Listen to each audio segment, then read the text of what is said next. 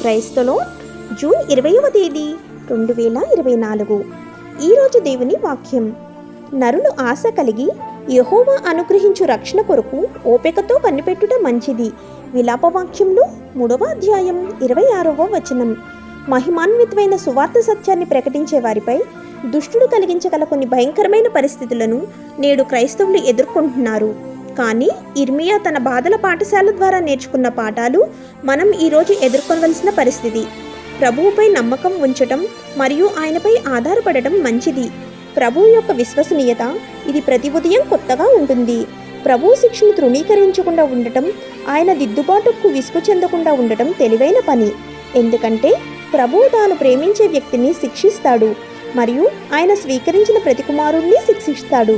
ఇది మంచిది, చాలా మంచిది. ప్రభువు నుండి విడుదల కోసం నిశ్శబ్దంగా వేచి ఉండాలి. ఆమేన్. God bless you.